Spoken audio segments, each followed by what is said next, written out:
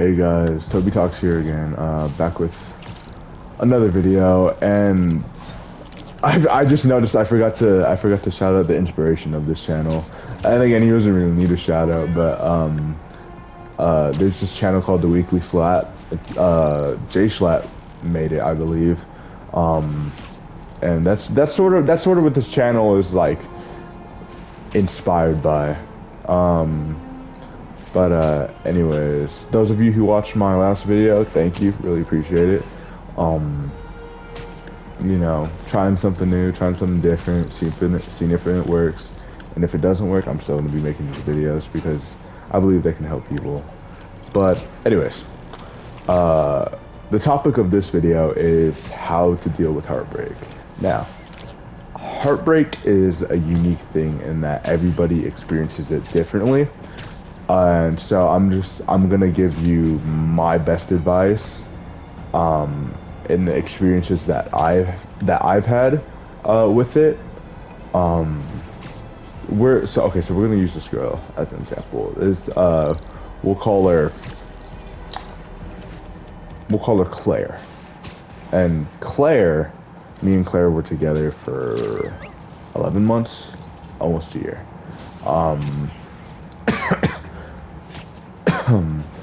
And it was relatively toxic. I would say it was relatively toxic, on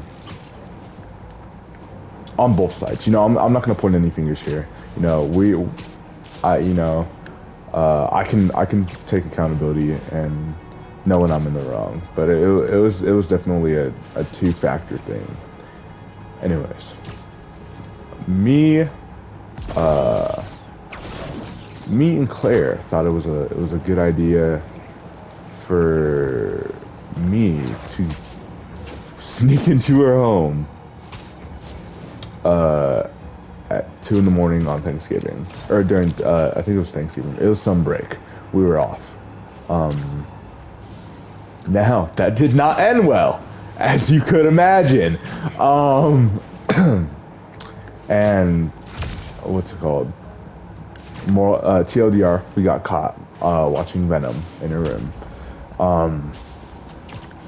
But really, the following week is where stuff started to fall apart, and you know, yada yada yada, blah blah blah. She broke up with me, right? I mean, as she should, man. And you know, I didn't take that very well.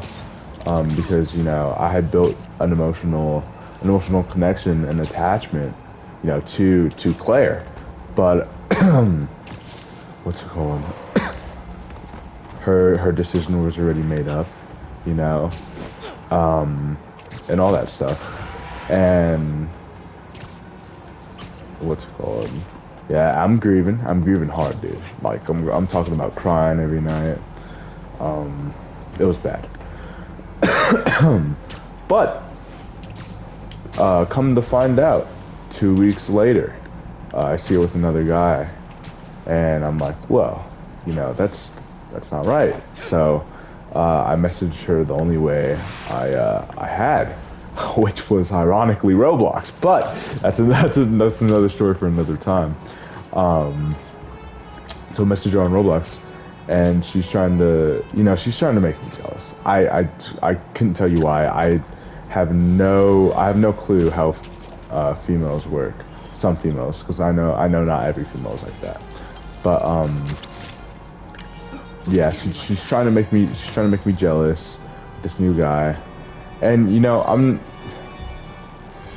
not the best looking dude. You know, at least in my opinion. Some people might think differently.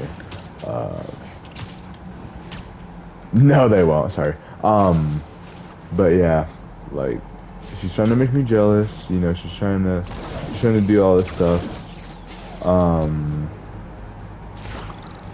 And I kind of fall for it at first. You know, I'm like, yo, like, why are you with him? Like, and you know, I had no right to do that because we're not even together at this point. And then I get blocked, and I was like, oh fuck, because you know, when you when you're with someone for that long and you break up, it's like being on drugs, you know? Because when you're with that person, or when you're with a person you love, your brain releases, I forgot what it's called. I'm just gonna call it the feel-good chemical. It releases that, and it's like a drug. It's addicting. And when it's like quitting cold turkey, man. Let me fucking tell you. Um, it sucked. I couldn't sleep. I flunked some of my classes. I felt no motivation at all to. I felt like it was the end of the world.